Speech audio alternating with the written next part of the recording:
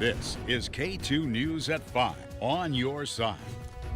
Local police and the FBI investigating 3 fires set at ballot boxes in our area. Officials say the fires are connected and they're searching for this vehicle believed to be involved. Good evening. Thanks for joining us for this digital edition of K2 News, everybody. I'm Steve Dunn. I'm Deborah Knapp. 2 of the fires happened overnight, one in Portland, one in Vancouver. A third incident happened in Vancouver on October 8th. We're on your side tonight with live team coverage. K2's Emily Gersh spoke to voters. We'll hear their concerns in just a minute. We begin with K2 Shelby Slaughter. She's live outside the Multnomah County Elections Office in southeast Portland with more on who police believe is involved here. Shelby? Yeah, Steve, those pictures that you just saw, those are brand new in from police. They believe that they're looking for a Volvo, and anyone with information is urged to come forward. Looks fine on this side. 2 ballot boxes, one in Portland and one in Vancouver, targeted overnight. The third incident of its kind in the last 3 weeks. This is our second event in Vancouver of this nature. Interim Vancouver Police Chief Troy Price saying all 3 cases are connected. We're working with our partners across the river here in Portland and sharing information with our federal law enforcement partners in hopes of bringing this to a successful conclusion. On Monday, police sharing this picture of the car they believe the suspect is driving, showing the person inside placing an incendiary device at a ballot box in southeast Portland before it catches fire. In Vancouver, hundreds of ballots are potentially damaged. Crews working diligently to see which ballots can be saved. Multnomah County Elections Director Tim Scott explaining they were prepared for this kind of scenario. We use canisters that have a powdered fire suppressant, so it limits the damage to ballots. It worked exactly as it was supposed to and coated the entire inside of the box with that dry chemical suppressant. And again, anyone with information is urged to come forward. Police are also saying that the person responsible is likely facing several charges. Reporting live in Portland, I'm Shelby Slaughter, K2 News. Shelby, thank you. And as Shelby just mentioned, hundreds of ballots were potentially ruined by the fire in Vancouver. K2's Emily Gersh spent the day speaking with voters. She's live in Vancouver now. Emily, the burned ballot box is already replaced, but voters you talked with are pretty wary, right? That's right, Steve. Well, this is a brand new ballot box here at the Fisher's Landing Transit Center that was installed today. But we talked to people who wanted to personally hand their ballot to someone at the elections office after seeing what happened. A lot of people voting in person at the Clark County Elections Office Monday after seeing this exclusive K2 video. So I went, I'm not taking any chances. I just dropped my ballot. Yeah, I just wanted to make sure that our vote got counted and that we didn't have to get a new ballot or anything. Firefighters salvaged what ballots they could after hundreds went up in flames. The Clark County auditor says the ballot box was brand new and it had a fire suppression device inside, but apparently it didn't work. The last time the ballots were picked up from the box was Saturday morning at 11 o'clock. The elections office says it has no way of knowing which ballots were destroyed in the fire, and officials are counting on voters to come forward. Not everybody's tuned into the local news world, or in this situation, the national news event. Valerie Davis said she usually drops her ballot in that box. And what worries me about Cascade Park is it's in close proximity to Fairway Village, which is where seniors are. She's worried about how this will impact them. There may be a lot of people that don't even know their ballots won't be counted, and that concerns me. The Clark County auditor wants people to know that they can check the status of their ballots by contacting the elections office or by going online to votewa.gov. We're live in Vancouver tonight. Emily Gersh, K2 News. Emily, thank you. And Governor Kotek released a statement about the fire. She said voter intimidation or any criminal act to undermine the upcoming election is un-American and will not be tolerated. She also commended fast work from the Multnomah County Election Office and law enforcement, making sure that Oregon voters can securely cast their vote. Oregon Senator Ron Wyden also weighing in. That is absolutely unacceptable. law enforcement needs to move quickly and responsibly to prosecute those who have engaged in this. And I hope people in the community who have tips and information about how this horrible practice took place will get that to law enforcement as quickly as possible. We have additional reaction from local lawmakers and officials on our website, KATU.com. Also be tracking this story all night long. Tune in after Monday Night Football for the latest information. One person is dead after a crash today in Northeast Portland. It happened just before 7 a.m. on Northeast Halsey and 118th Avenue. 2 cars were involved. Police say one person was dead when they arrived. A second person was taken to the hospital. If you know anything about this crash, call Portland Police. Multnomah County is adding 250 recovery housing beds. Some of the new beds are already online, while other projects are in the works now. Price tag on the new beds is over $14 million. They're paid for through the Supportive Housing Services tax, as well as opioid settlement money and some general fund dollars. K2's Christina Giardinelli is live for us in Southeast Portland. So, Christina, one of the new projects is set to break ground soon. Yeah, that's right. By fall of 2026, this Fora Health Campus in Southeast Portland plans to add 46 recovery housing beds. And the providers in this detox and residential treatment facility tell me that having somewhere for people to go after they leave their programs here is essential. I'm addicted to meth, and it's so horrible. Michelle Wildrich has been in residential recovery for 54 days. She tells me it's not her first time working to get clean. The last time was at DePaul, and they kicked me out after 63 days, and I stayed sober for 3 years because I was going to CrossFit and I was exercising, but then COVID hit.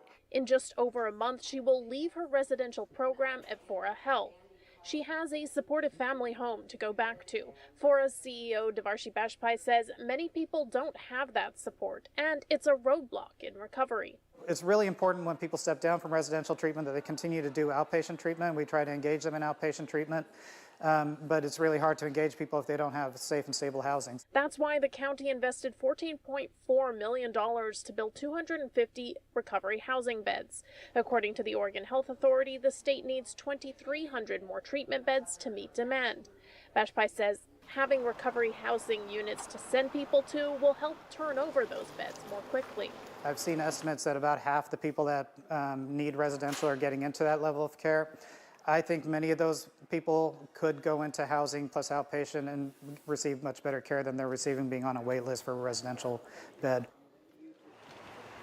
Now, at the governor's request, OHA is tracking how many treatment beds Oregon has versus how many it needs, not tracking the same number for those recovery housing beds. I've been asking why, but haven't heard back as of yet. I'll keep asking and follow up with you when we have the latest. For now, live in Southeast Portland, Christina Giardinelli, K2 News. Christina, thank you. Just in time for the winter season, City of Portland today celebrating with the opening of its 10th alternative shelter site.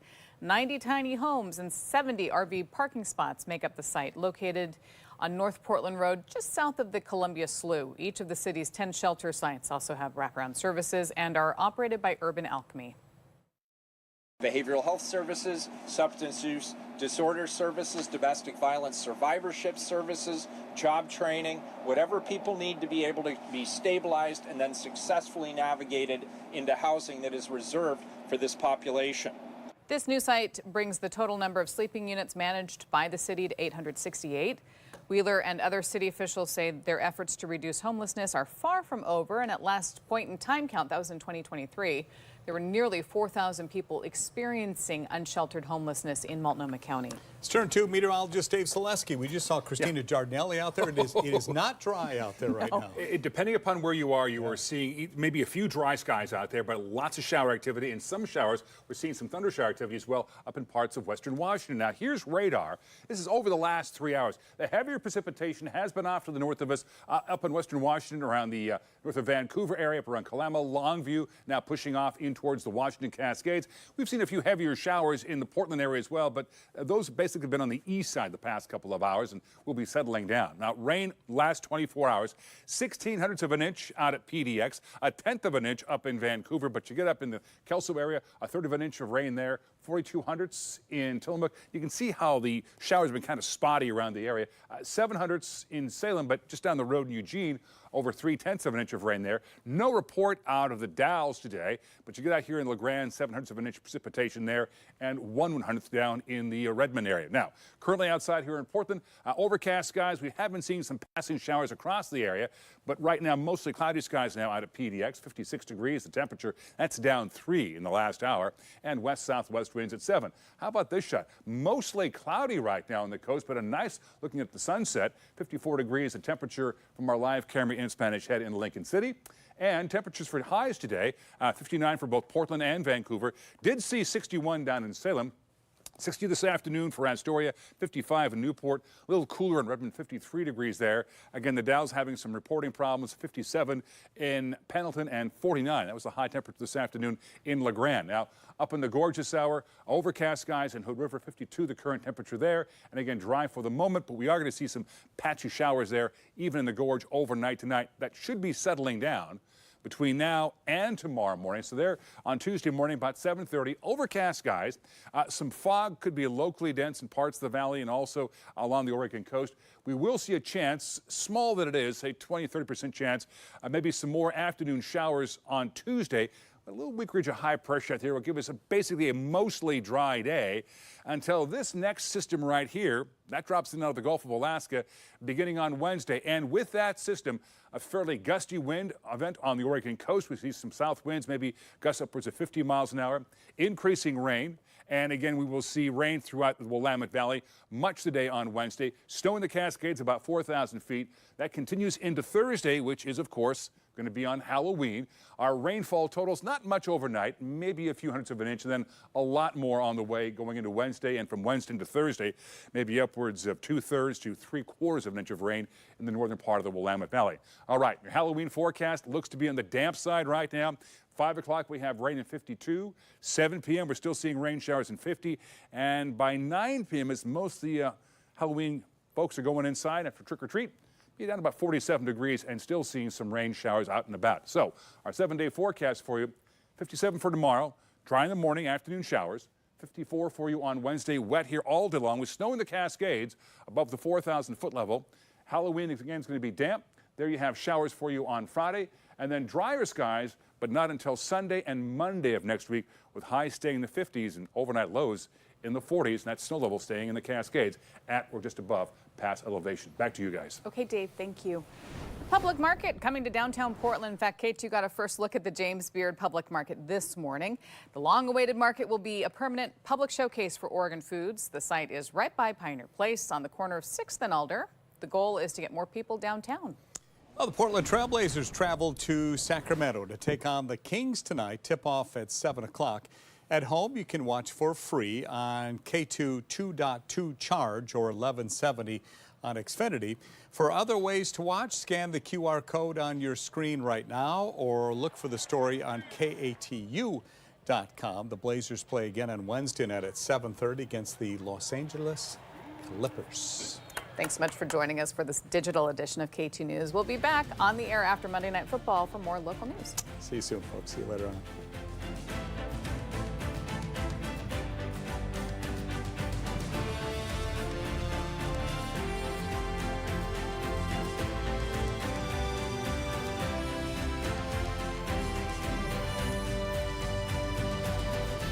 Thanks for watching K2 News, Portland's most watched local television station.